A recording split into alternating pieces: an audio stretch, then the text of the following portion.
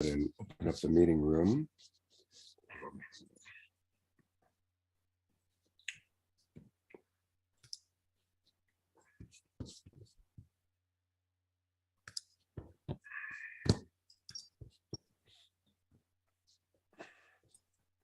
Debbie, you're already letting people in? Good. Okay.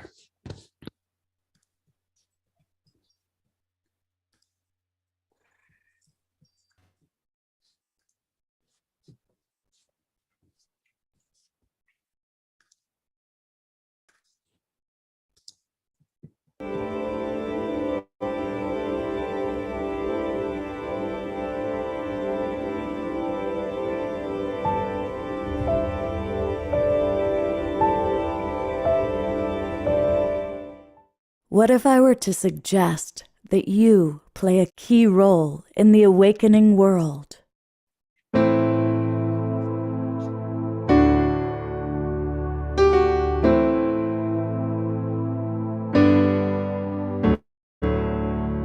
And that you are watching this because you have heard the call.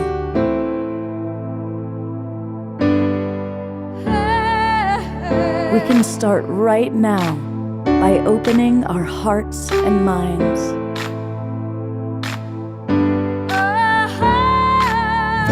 Welcome to the awakening world.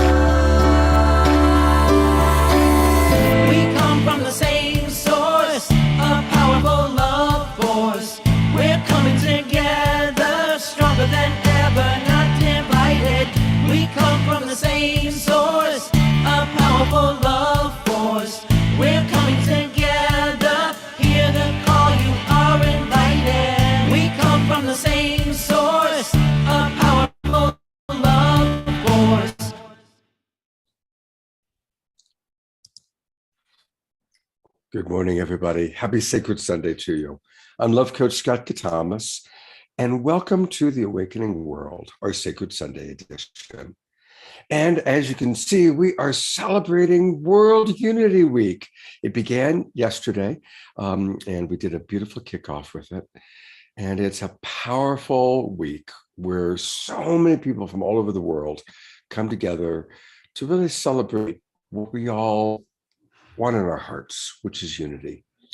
And I'm so grateful that this morning, some of my favorite people I have tremendous respect for, are with us. You're going to hear from Swami, also known as Steve Bierman, Swami Beyondananda, Fumi with the Peace Pole Project. And we are really blessed to always have our house musician, Omushar, with us. But to get us started, Hereditary Chief Phil Lane Jr., someone that is a most beloved member of our great Global Peace Tribe, is with us for this morning. And Brother Phil is going to start us off with a prayer, and Omushar is going to play a little music in the background. And I'm turning it over to you, Phil. Oh, well, Mitaki Epi, my very beloved relatives, the human family, we've got to put our heart and mind together and with this beautiful flute music, we carry this beautiful vibration to reach our hearts out. Otun Kashila Wakanaka, Creator of the universe, most beloved one, all powerful one, most kind one, ever forgiving one, ever forgiving one, most bounteous one, O Ancient of Days, O Blessed Beauty, we call upon your holy power this day. All our beloved ones, join us with the spiritual world who are closer than our closest vein. Kasla Wakantaka, on this second day of World Unity Day, World Unity Week, the second day of 99 days of peace through unity. We give thanksgiving and calling upon all the tribes and nations of the east, from whence comes the red sunrise, to come together in unity and harmony. And also that all the tribes of the east and south, we may also come together in unity and harmony and compassion. Unity.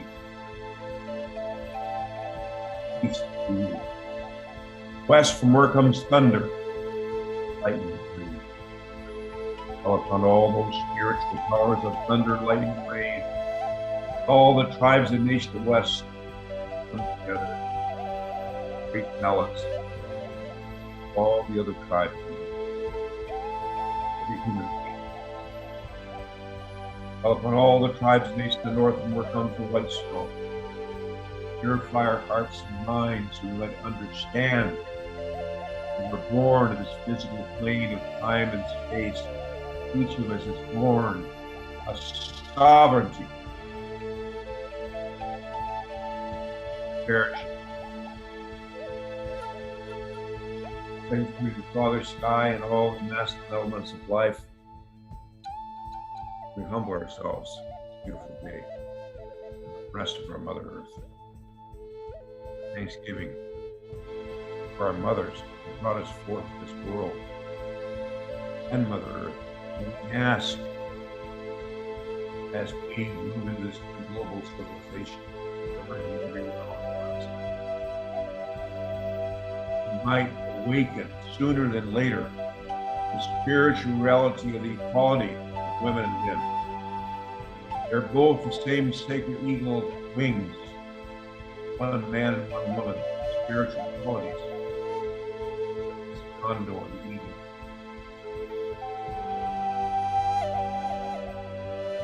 Five, new strength. That's all. With this, with Thanksgiving to be together here, lighting hearts, this beautiful beginning, World Unity Week. 99 days through peace, through Auli Chante Washielo, Shukmano, Hemero, Chukasaba, Hemero, Auli Chante Washielo, and say this last prayer for unity. Oh my God, oh my God. Night, hearts of thy servants, heal unto them thy great purpose. May they follow thy commandments and abide in thy law. Help them, O God, in their endeavor and grant them peace. God, lead them not themselves, but guide their steps, the light of knowledge. Cheer their hearts by thy love. Verily,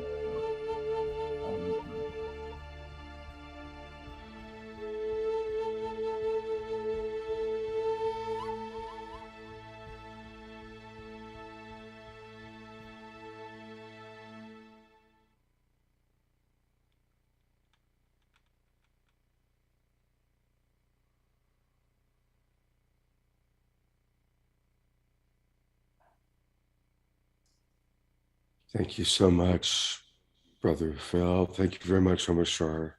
Beautiful way to start. And welcome, everybody. It's always fun to know where people are coming from geographically. So let us know where you're from. And a big hello to all of you watching on the Facebook pages. A big thank you to our beloveds, John and Summer Raymer in the Sign Network there, who put us out to so many Facebook groups and pages. John and Summer were on this show Friday night and last night again. And so we're really appreciating them. And we always like to say a big hello to our friends watching on Unify.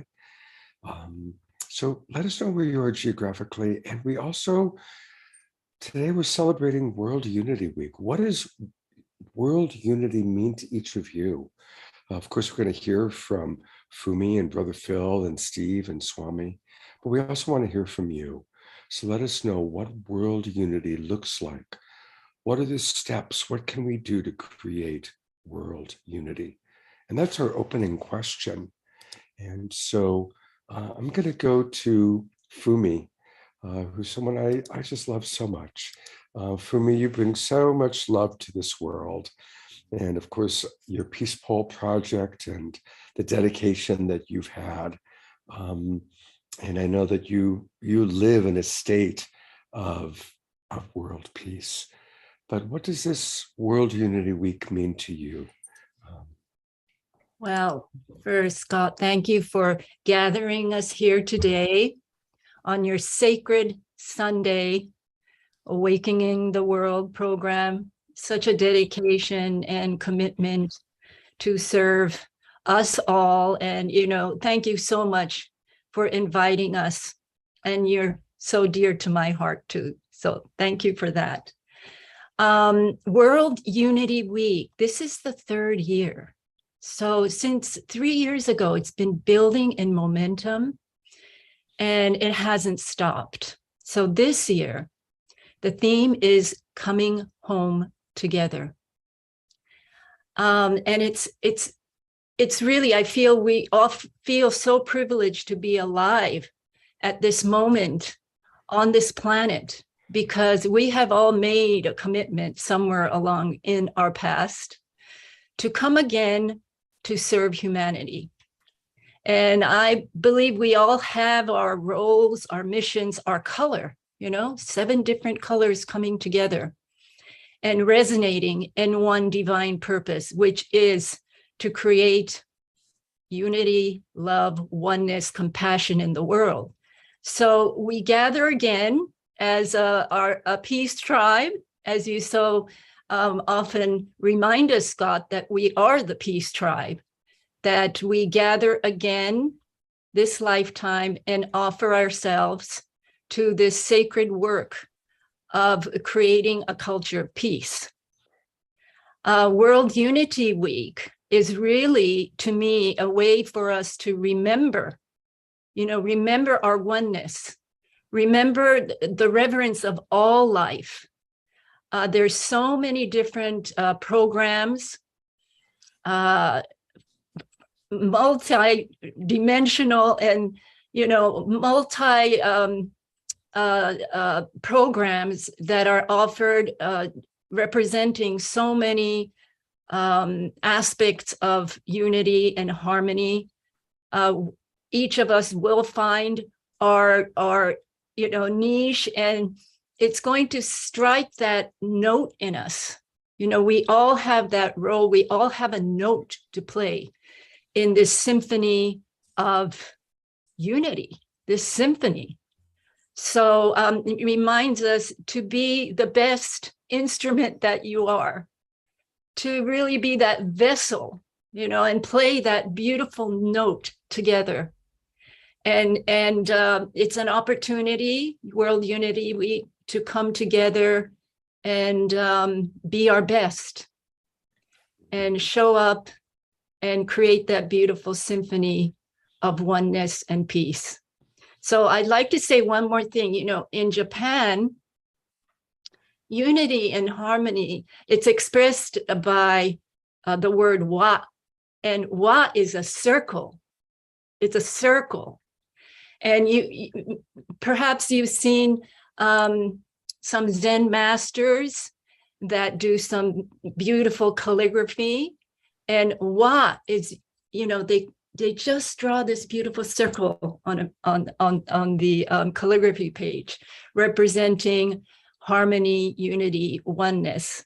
So I'd like to think that we're all taking that big brush, calligraphy brush, and we're going to be painting that beautiful symbol of oneness, wa, as a circle of all life coming together. So thank you for letting me share. Oh, well, and we're going to hear much more from you, Fumi. But I love that. That's such a beautiful visual image. You did a really wonderful job. I was able to totally see that in my mind's eye, and that's a wonderful visual for those of us that are kind of visually oriented. That's beautiful. Thank you so much. Well, we'll be hearing more from Chief Phil and from Fumi, but I want to introduce. Many of you know this beautiful, beautiful man, but for any of you who don't know, this is Steve Bierman. And Steve is an internationally known author, humorist, workshop leader. And for more than 35 years, he's written and performed as Swami Beyondananda, the cosmic comic. And Swami is most beloved. But also, Steve, on the serious side, has co-authored a wonderful book called Spontaneous Evolution with cellular biologist Bruce Lipton. And of course, we all love Bruce. He's been on the show a few times. And so Steve is here. He may or may not channel Swami. We'll see if that happens. But Steve, you've traveled the world, and I'd love to hear your thoughts about world unity and how we can create that. Well, thank you. Thank you very much. And I really appreciate Fumi's introduction. I love the circle idea. I've been thinking a lot about Martin Luther King recently. He talked about this longing that human beings have for what he calls beloved community. And that can be represented by the circle. Now, the thing about World Unity Week, it's those other 51 weeks that we're concerned about. And those 51 weeks were consumed with the illusion of separation. So the Swami, who I guess I got struck by lightning during a brainstorm, and Swami came to me. And so I'm going to channel Swami for just a few minutes, talking about his approach. Okay, so he'll be coming through me. Okay, well, we are at this great point of crisis and opportunity. It has been said that that crisis precipitates evolution. When we look at the crises around us, we see the chances of precipitation are about 100%.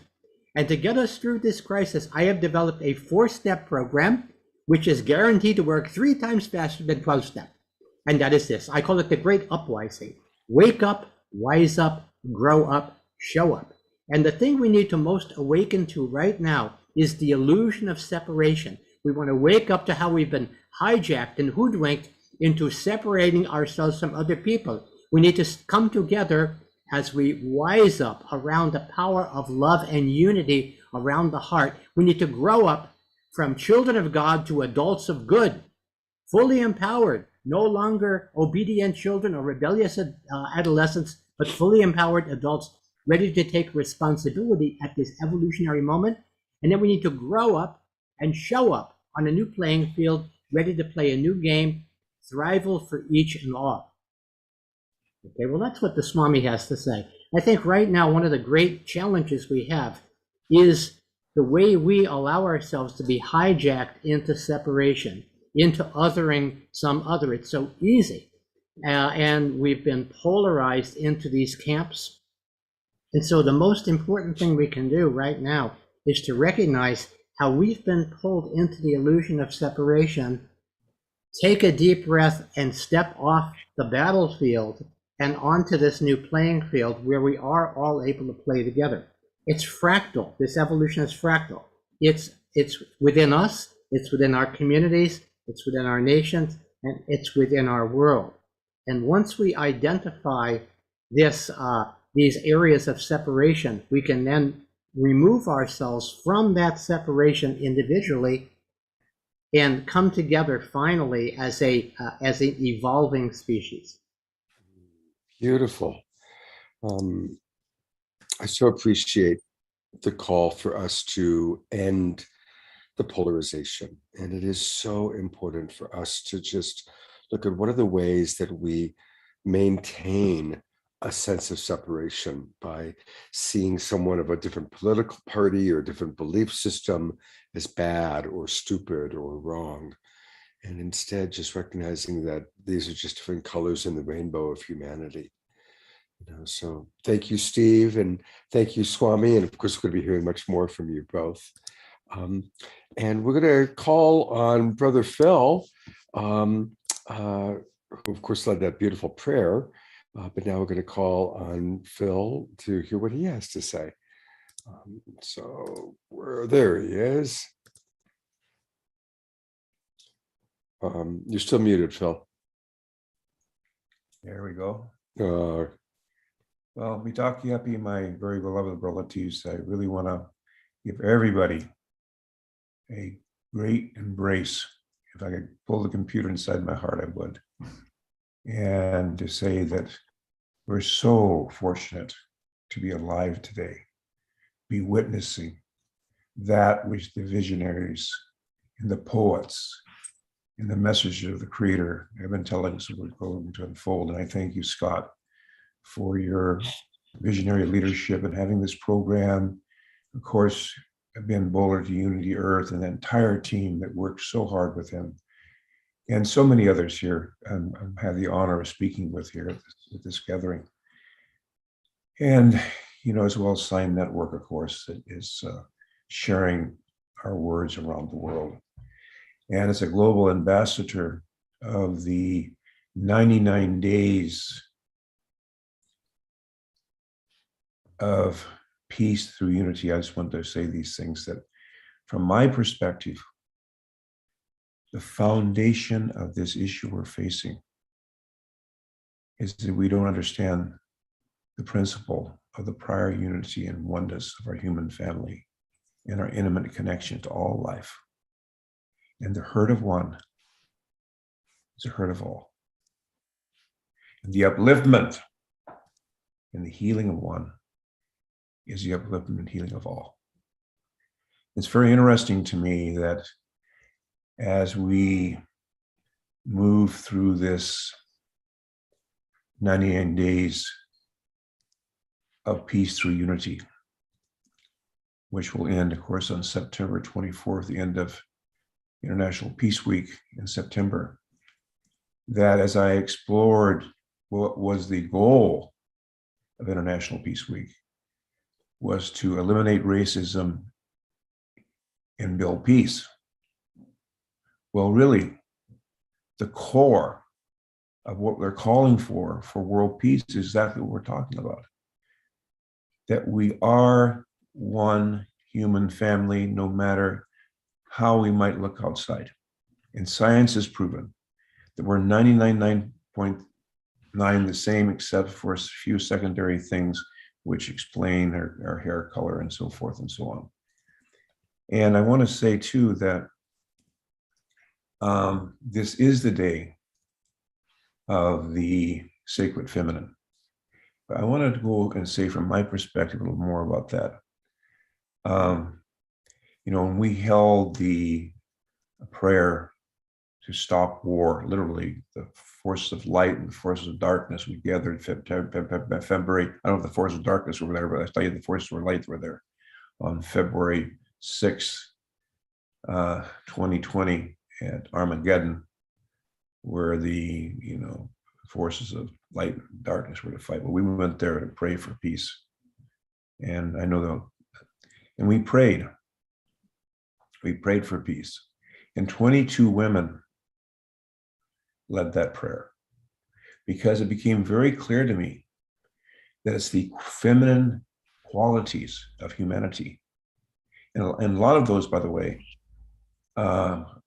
we as men and our oppression of women have, in a way, I'm not justifying what happened here, or any oppression, any anywhere where another human being oppresses another. But those who have been oppressed at the same time have learned certain things and have certain qualities the oppressor doesn't have. And I believe it's women of this Mother Earth that are leading peace. Now, I say those qualities because, again, some sisters want war. Like, of course, we've done a mess of the job as men, especially my generation, in terms of look where we're at. So that's really my prayer, that I guess in my heartfelt prayer, and I believe with all my soul, and I believe all our prophecies, which are being fulfilled, that we'll be celebrating the second year of the fulfillment of the reunion of the condor, the quetzal and eagle, that prophecy on the 20th of June, we'll be celebrating that. But I want to say that I truly believe with all my soul and heart that we have the capacity as human beings. There's something about us maybe it's the phoenix rising from the ashes. That's why maybe these prophecies talk about no matter what we go through, we're going to come back. But we have this opportunity to truly unify our human family. We are unified. It's a spiritual reality. But to become awake and aware, and all that means, to end war.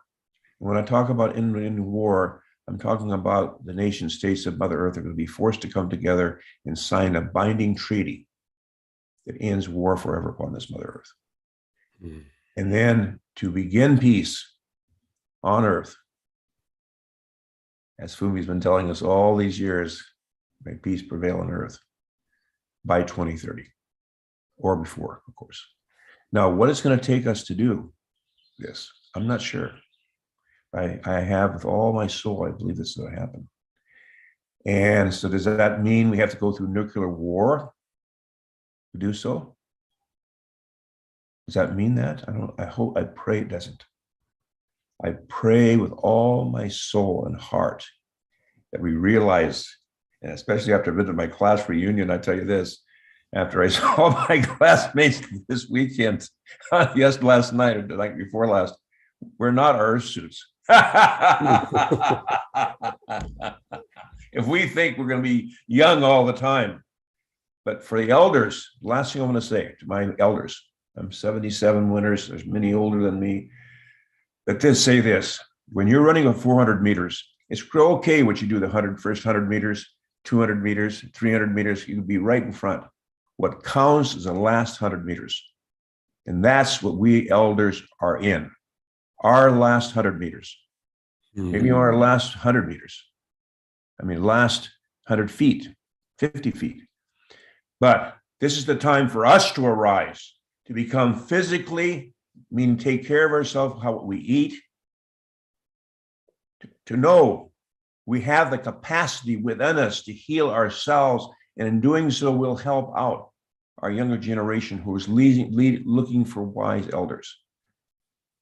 So physically, emotionally, spiritually, mentally. And also to remember, if we can't be happy today, what day are we waiting for? Oh, Phil, I love you so much. And, and thank you for giving us that hope and that inspiration, because, it does look so dark and it does look so bleak for many. And you're a wise, wise man. And so to hear from a wise elder, your absolute conviction and belief is very inspiring. Well, thank you. Thank you. I'll tell you, that's what's kept me going for 55 years. You think we're having a bad time today? You should have seen 50 years ago. Yeah. We're awakening up. Yeah. We're doing it. Yeah. And your program right here in World Unity Week, everything we're hearing, we are waking up as a human family, and we're not going to allow this Mother Earth and all our grandchildren and those to follow to be destroyed. Where I'm coming from. Yes, I love that laugh too. I love that. I love you, Phil, so much. Isn't he just the best? He's just so wonderful, so wonderful.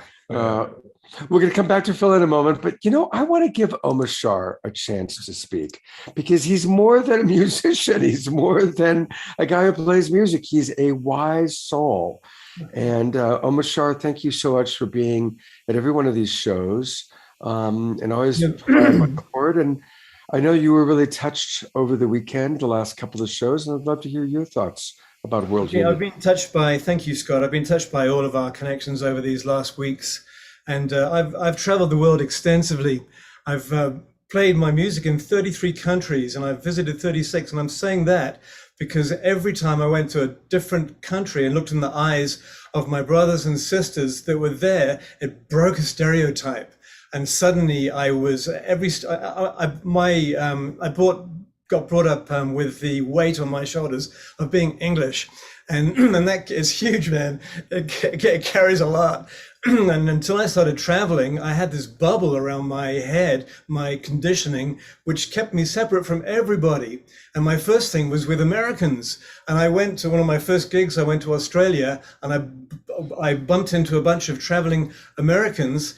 And I loved them from the first moment. I thought, where did this misperception come from? And so slowly I've been unpacking like that. And what I've realized is that my perspective, I own this, is that the war that is there now is really just it's an outpicturing of the war that we have in here.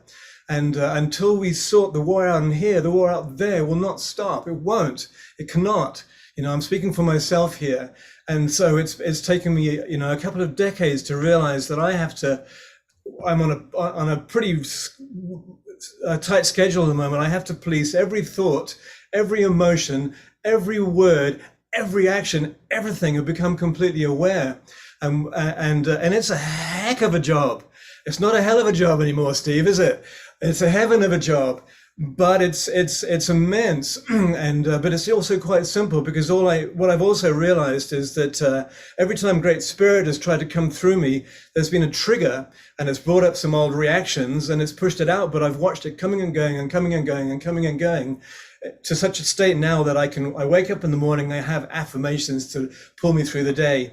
I'll go out and say hello to the sun, and I'll slowly clear away all the cotton wool that's arisen during the night.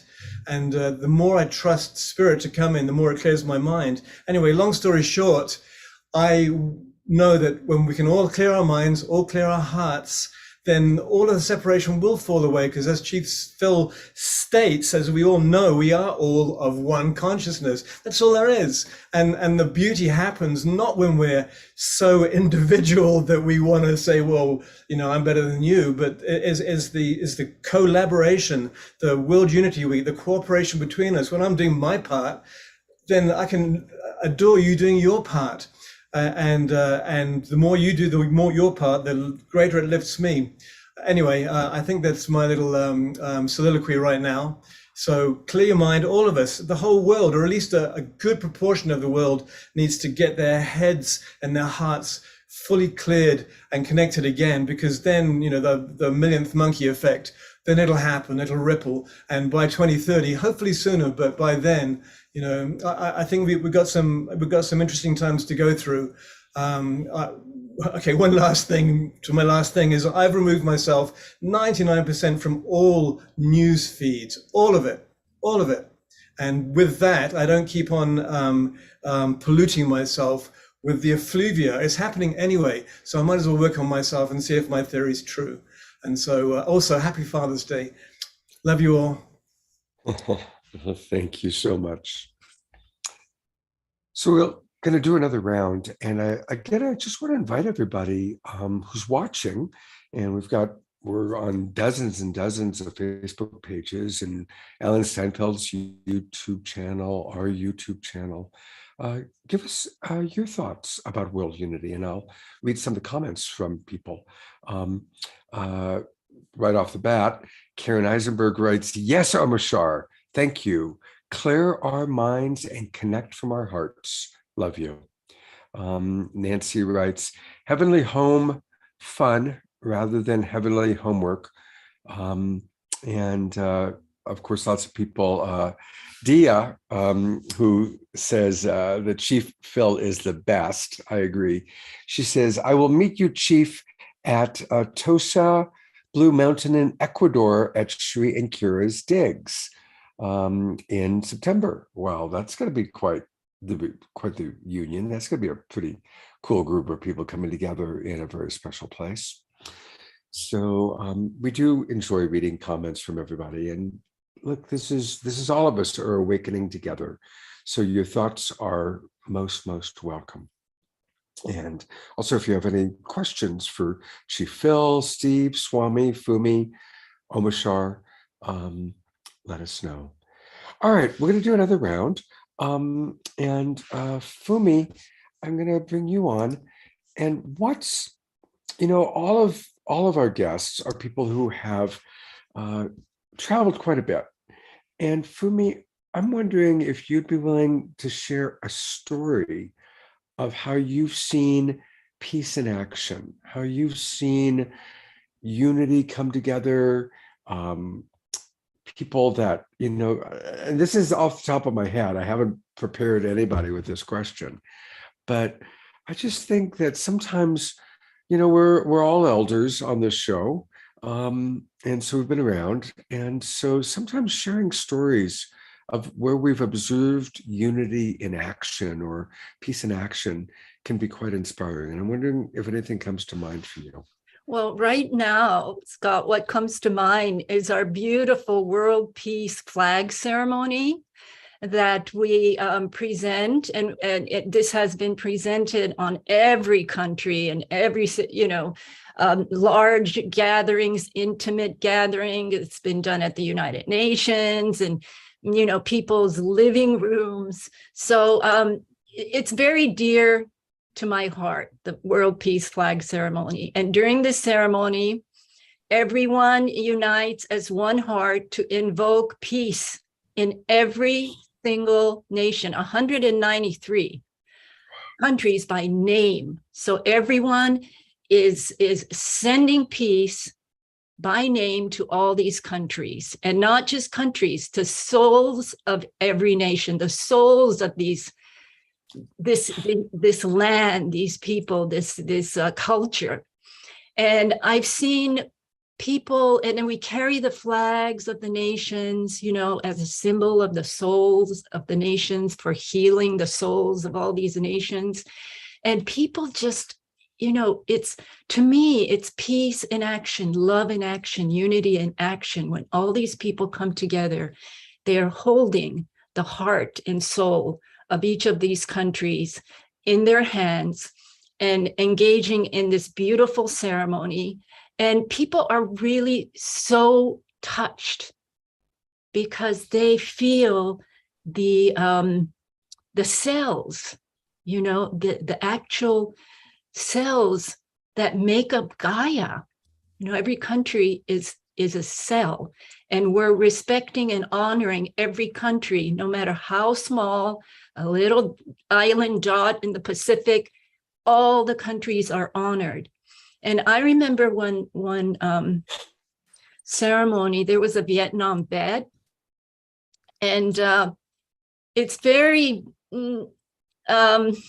auspicious how you end up with a certain flag. People have said, oh, I carried the, Switzerland flag. My ancestors are from Switzerland.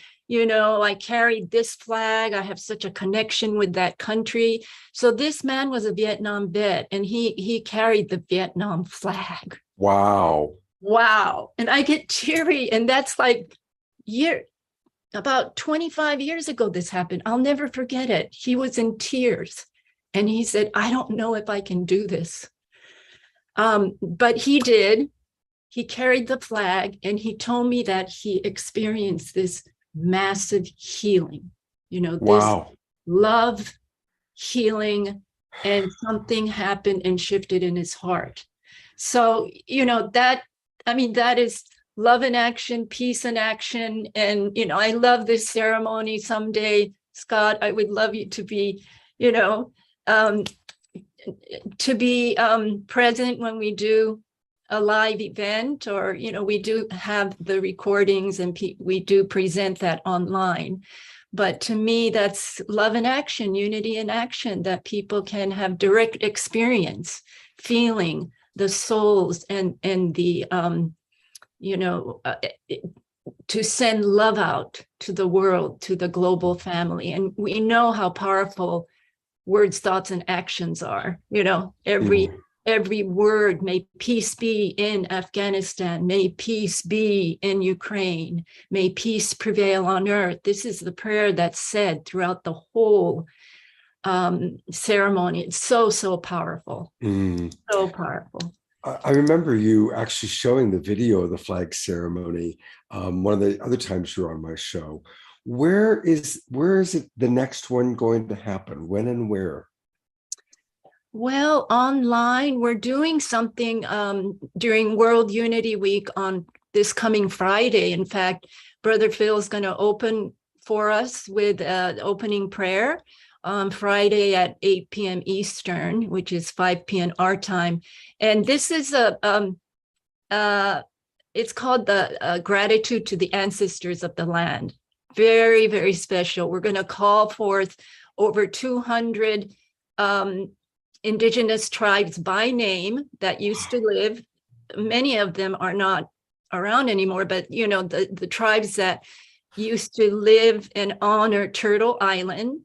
So we have a special slideshow that shows, a photograph of these tribes, and we invoke and call the spirit forth and give gratitude to the ancestors of the land, Turtle Island. That will be led by Grandmother Silver Star. And then from there, we go to Awakening the Soul of America. So we will send May Peace Prevail on Earth, the vibration and frequency of that prayer to every single US state, 50 states. So we'll, may peace be in Alabama, may peace be in Georgia. And we have a picture, a slideshow that shows a peace pole in every 50 state. And it's so beautiful. You connect with this icon, the peace pole, that is actually standing on the soil of that state. And it's such a beautiful, beautiful ceremony. You're all invited to come. That is an offshoot of a world peace flag ceremony. This is more, concentrated on the indigenous nations and the 50 US states. So that's upcoming. That sounds fantastic. So again, it's going to be called Gratitude to Ancestors of the Land. Yes. It'll be Friday, June 24th at 5 o'clock Pacific time, 8 o'clock Eastern. And again, I'm going to just real quickly show people to get involved with World Unity Week. Go to worldunityweek.org. And this is the website. And you definitely want to register. And you're going to immediately get an email that'll tell you how to, where the schedule is and all the things that are happening. And then featured events such as, the Awakening World has been a featured event. They have a special link, which is the1.stream, which is where you can catch replays or special events that are happening. But everybody, if you haven't already, go to worldunityweek.org, register, and that's where you're going to learn. There's so many amazing things going on. It's really quite extraordinary. And of course, Fumi and Chief Phil are, very, very actively involved with all of that. And thank you, Fumi. And I look forward to the day that I am standing with you in person at a flag ceremony of some sort. I would love that. And thank you. I have a peace pole that she sent me. I'm so proud of my peace pole. I love my peace pole. So thank you, Fumi. And we'll hear from Fumi one more time before we end. I'm going to go to Swami Steve. Steve, I know you've traveled all over the world, and Swami has, of course, his perspective from the big sky up in the rainbow area. Is there any story or experience of unity that comes to your mind or your heart to share? Well, first of all, thank you so much, Fumi, for the peace pole idea. That we need that kind of we need to repolarize with the peace pole rather than the polarization that we have. I in my travels, and lately last couple of years, I've been traveling mainly, I've been Zooming all over the world. Yes. And in those travels, I have found that people feel really overwhelmed about dealing with the situation, or the new word, the situation, in the world at large.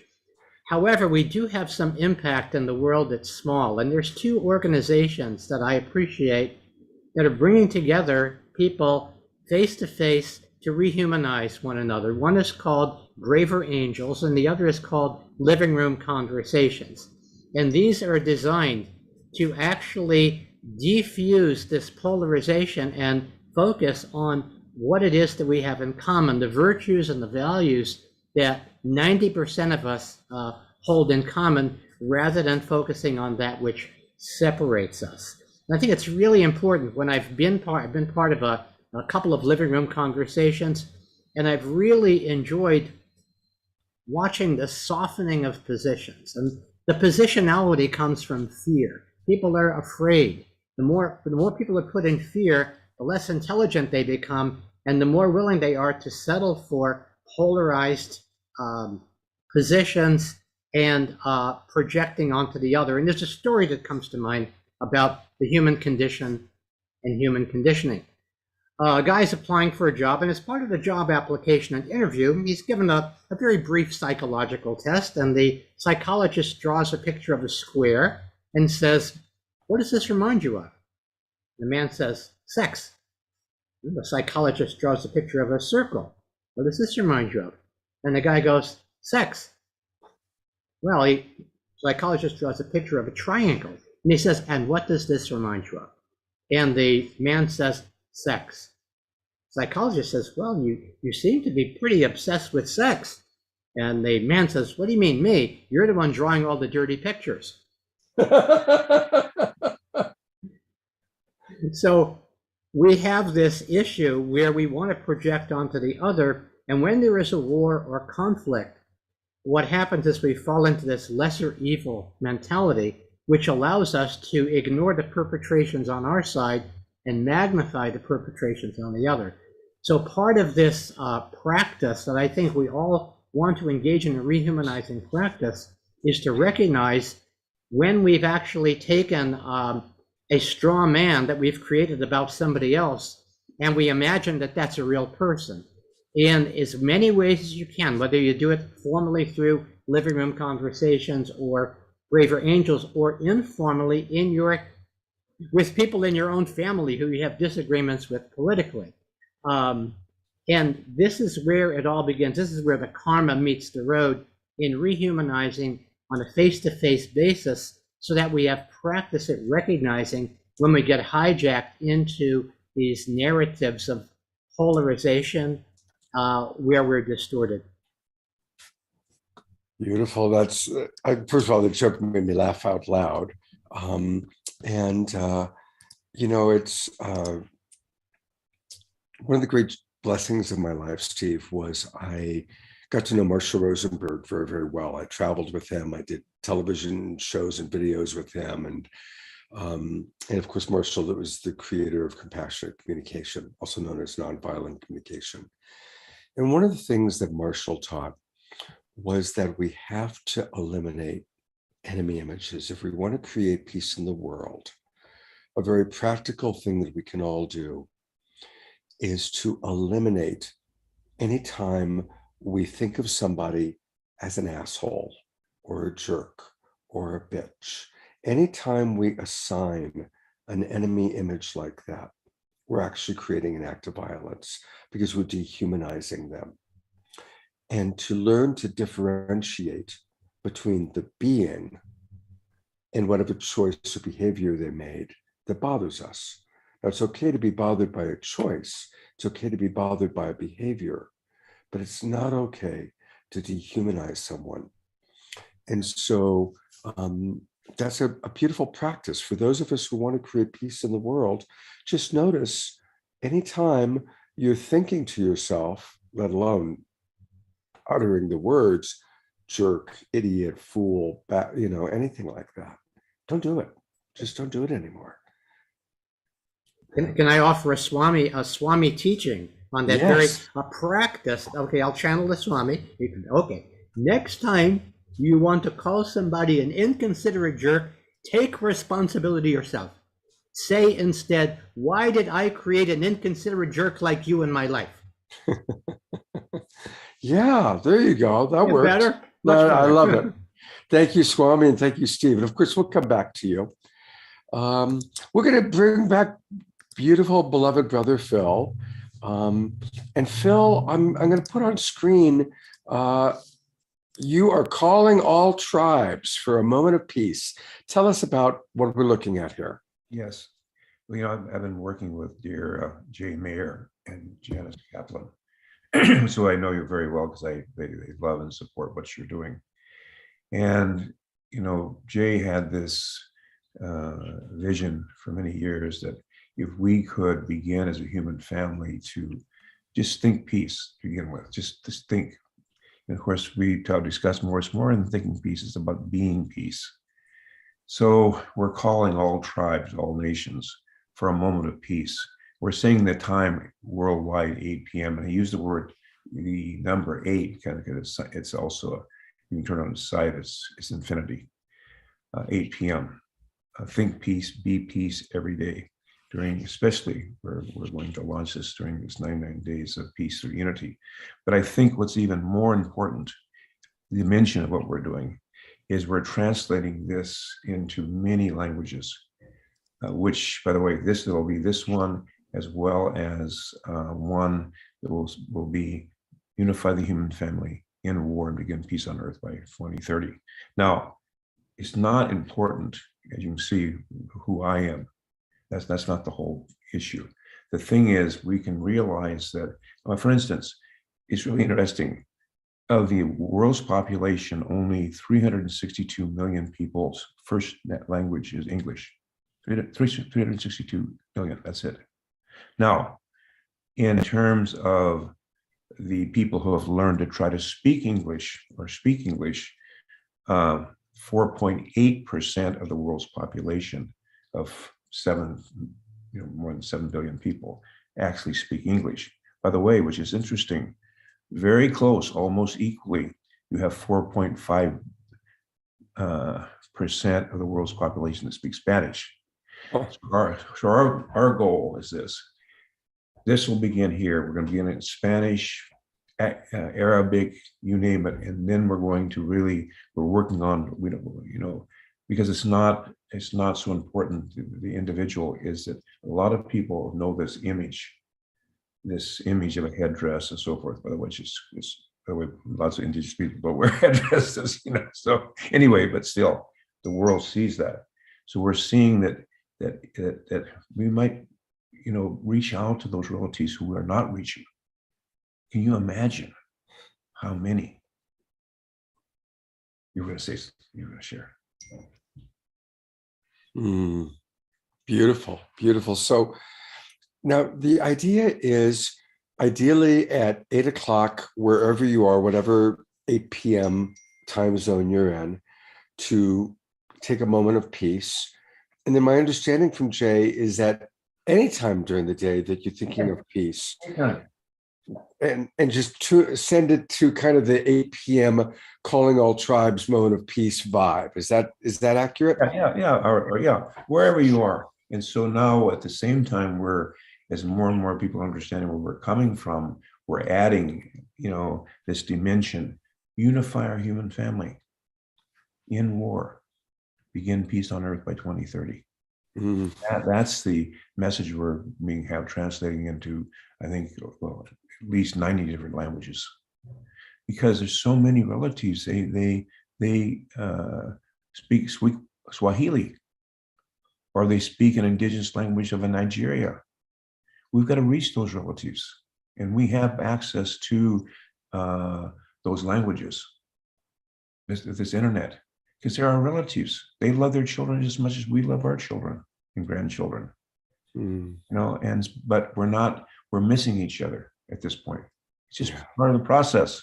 I mean, how many of our relatives, like Fumi's here with us? Thank God.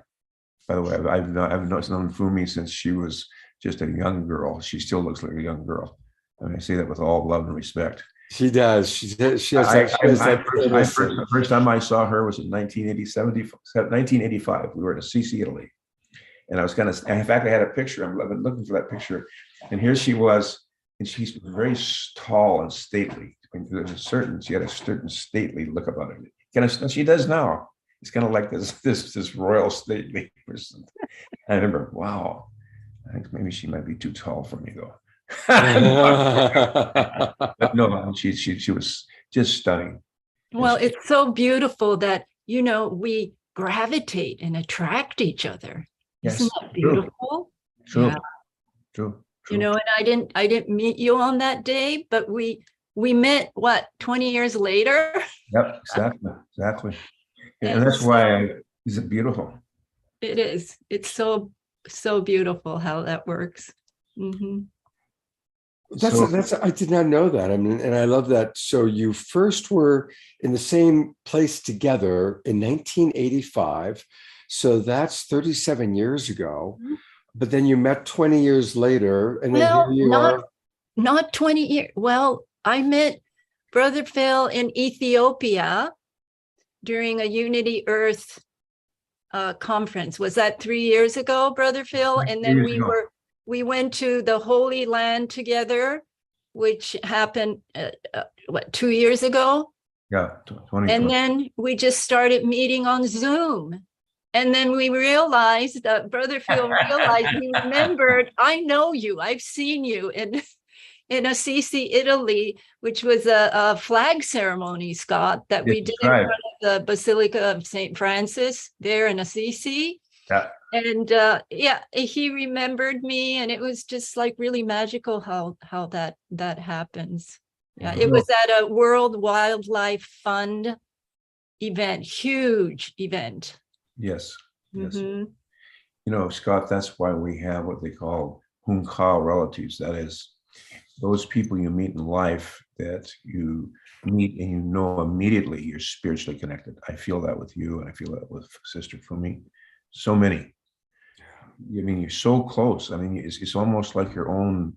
Well, in fact, sometimes my cousin Greg Sherwood always jokes and says, you know, he says Stashi, because this is kind of one of our Dakota traditions. He says, you know, Tashi says sometimes our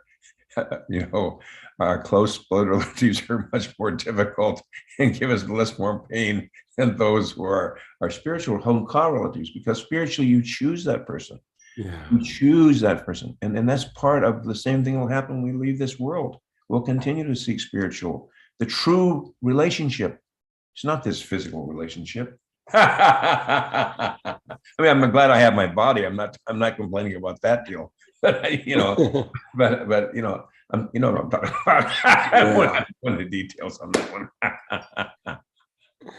Yeah, beautifully stated. Beautifully stated. Well, I'm gonna bring our other presenters up, so we're all kind of together here for a moment. So we're all online. There's Omashar, and this is going to be a shorter world unity, a shorter awakening world. To be honest, a little bit shorter than usual. But I want to give each of you, just one last chance to share any closing thoughts.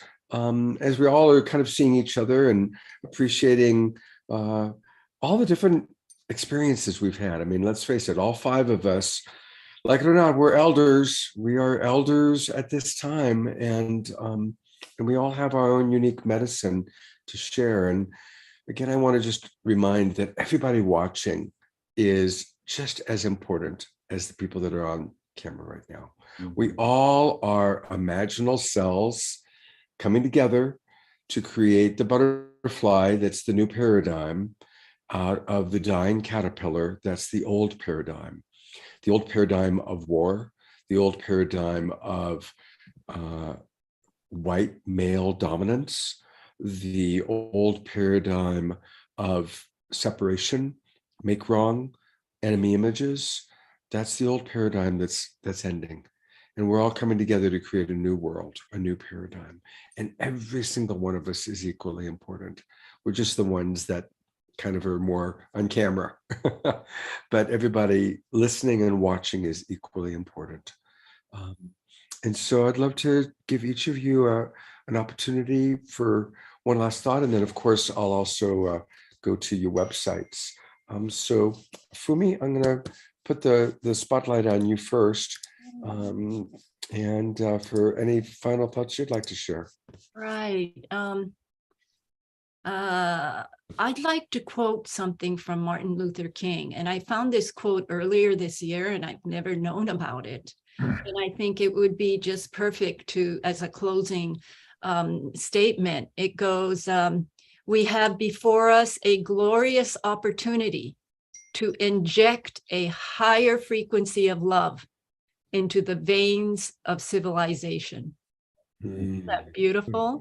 Beautiful. So it just reminds me that we're all together and we're working together for the love infusion. Let's infuse and inject love into the veins of civilization and humanity.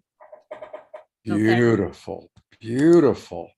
And Fumi, I do want to take a moment and have you go share with us a little bit about the work you're doing. And I love your website. It's worldpeace.org. I mean, it doesn't get better than that. Tell us a little bit about how people can participate in what you're doing. I think, our signature project is encouraging people to plant peace pools, the Peace Pool Project. And, it's so, it really touches me to think that millions of people have been touched by peace pools, by seeing these peace pools on every continent. There are over 200,000 of them that people have planted. People have decided and made a choice to plant these peace pools in front of their homes, giving them away to their mayors, bringing them to schools and places of worship. It's just a beautiful project, and it goes to show that, the message, may peace prevail on earth, it's embraced by the human, heart, by the global heart, because it's a message of non-duality. And Scott, we talked about, non-duality, the polarization that's happening. I think when you have something that does, that embraces everybody beyond race, religion, and creed, and provides or creates that field of unity of the heart, people really gravitate to that. It's like you long for that. So I'm really happy and proud to represent May Peace Prevail on Earth. And I know all of you love this message. And, let's continue to just infuse love and peace into humanity together. So thank you so much, Scott. Rumi, thank you so much. I always love being with you. And I'm going to come to I'm definitely going to come online to your ceremony on Friday. That looks beautiful. Absolutely beautiful. So I'll see you then. Thank you. Thank you, Fumi. All right, we're going to go to Steve, aka Swami, for any last thoughts that you want to share. First of all, I recognize that most of us are old enough to remember canned laughter.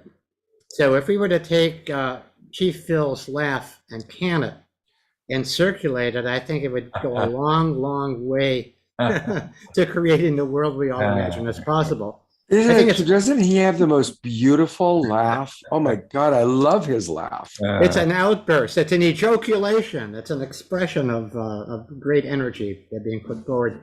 The other thing that I wanted to say is that I think it's important to recognize in talking about the new paradigm that we have two old, obsolete, and obsolethal, which is obsolete and deadly, paradigms that are duking it out at our expense. One is the remnants of patriarchal dominator religion, and the other is of godless science that wants to turn us all into machines. And both that all-encompassing top-down religion and the all-encompassing top-down scientism disguised as science are two extremes, and we need to gather the wisdom from both of those sides and bring them together. I love the circle idea. Everybody is equidistant from the center. Circle is a sign of equality where each one of us matters, and as Swami would say, each of us is totally unique, just like everybody else. So thank you for doing this panel, Scott, and for everybody on it. Steve, I want to just ask you, you've got this beautiful, actually YouTube channel, and tell us a little bit about it, from political battlefields to cooperative playing fields. How do people come and play with you here? Well, first of all, Michael McSenty and I came up with this idea about a year ago. We are originally coming from two different political tribes, so to speak. And what we're recognizing is that what we want to do is we want to find the whole truth together, and we want to actually help humanity write its new story together by rehumanizing one another. All of the interviews that we have, they're all people are known and less well known, but really the focus is on one of three things: writing our new story together, getting off the battlefield and onto a new playing field, and coming up with a truth that is more encompassing than the polarized limited truths that we've been coming from. So we've been having a great time with this. We invite you to find us on YouTube, Front and Center with Steve and Mike, and you'll see a lot of great interviews. We're also going to be doing some live streams where we involve our audience. And I also see that you've got this actual website called frontandcenter.locals.com. Yeah, Locals So- is a new platform. It's kind of like a combination of Patreon and YouTube. And what we love about Locals is that it's totally there's no censorship, so that people can share their views, obviously in a way that's not hurtful to other people. But we want to make sure that all views are explored, and I think that's something that's very, very important. We want to open our hearts and open our minds to hear things that perhaps are unfamiliar to us, or we've made an enemy, and now it's time to include and transcend. That's what evolution's all about. I love that. Include and transcend. That's powerful. Steve, it's always a joy to work with you and to see you, and thank you for the great work that you're doing. And I look forward to our next connection. Thank you so much, my friend. Me too. All right, I am bringing back our beloved brother, Phil. And Phil, there's a document that you sent me to the show. Tell us about the Four Worlds Global Impact Fund. Well, we were very fortunate to be able to now have a 501c3, we call donor advised fund, to support what we're doing, but as well as other global projects. One of the ones that's just getting underway is this 2-year project we're working with dear brother Darwin Rodriguez, who is the director synod of Las Inca in these communities there on the border of Colombia and Peru. And so they're so thankful. And this goes back to Atosa Blue Mountain and Sri and Kira teaming up. And so many good things are unfolding. So the Four Worlds Global Impact Fund kind of shares what we're doing. And if anyone wants to contribute, they're most welcome. Prayers are equally as welcome as anything else, because we know, I think what I just say is this, that in Mitaki, we are spiritual beings. Our destiny is far, far beyond this material world of time and space, although I want to stay here and learn as long as we can. But each of us is born, truly born in this in this space of time and space, sovereignties. Each of us, ancient, imperishable, everlasting. That's who we are. And that's why I can laugh, because it comes from the soul. That's who we are. And I enjoy that. It's wonderful that we're sovereign, ancient, imperishable, everlasting. Oh my God, thank you so much. I love your energy, and Phil, it's such a blessing to have you on our show. Love you. Thank you so much. I say that from my heart. And Debbie, thank you for putting into the chat box all the links so we can learn more. And look at that rainbow right above Phil, the dawning of a new global civilization. And Phil, you are leading the way. You truly are. I mean, I love that image right now, just that right above you, because you truly are the inspiration leading us into a new global civilization. Thank you, beloved brother Phil. And I look forward to seeing what you and Fumi are doing together on Friday. That's going to be powerful. She always does it so well. Yeah, that's going to be really good. So I'm looking forward to that. All right, well, we are going to close our show with some music. I'm switching over to our beloved brother Omoshar. And thank you, Omoshar, as always, for being with us. And you are welcome. And humor, it's got to be the key to almost everything. And between brother Phil and brother Steve, you have me guffawing here. Thank you so much. Yeah, humor's everything. I used to be the master of humor at the inopportune moment, the wrong moment. had to cull that back a bit.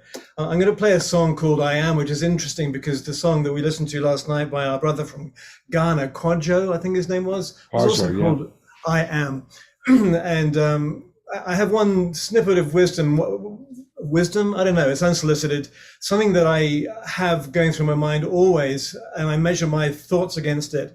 And I'm just going to pop it in the chat box and then go straight into the song. And basically, if in my mind I have any thought that has criticism, condemnation, judgment, blame, gossip of myself or any others, I know I'm out of alignment. And when that comes along, a little bell comes on my shoulder, and just basically I ground myself, get in touch again with Mother, my heart, and Holy Spirit, Great Spirit, and that's my practice. And with that, I'll shut up. That's a beautiful practice. Now, I want to just slow down for a moment. Thank you. I tend to rush. It's a British thing. I'll blame it on the Brits. It's like nobody wants to hear you, so might as well just rush and get it over with. But the truth is not that. And so it is beautiful. Just those. So Omashar, yes, I sir. want to read it slowly because Thank you. This is a practice that all of us could create peace with. So Omashar's practice, moment to moment, no criticism, condemnation, judgment, blame, or gossip of yourself or of others. May we all practice that. Thank you. Thank you.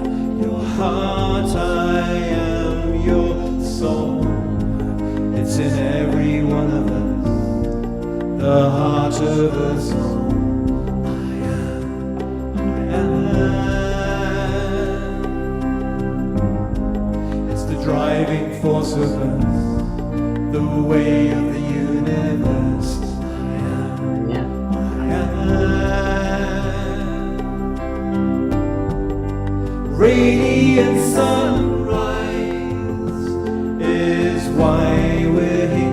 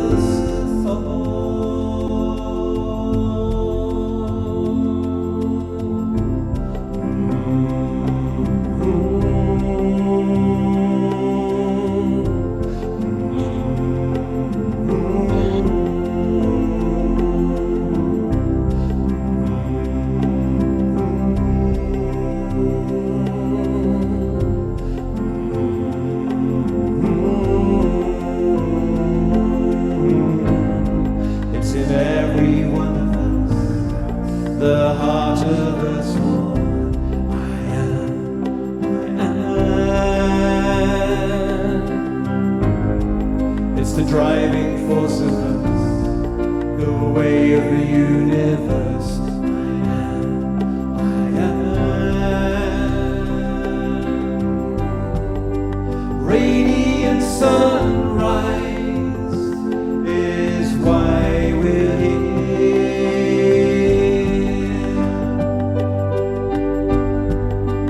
Heart streaming light into our atmosphere, where life is dear and love will free us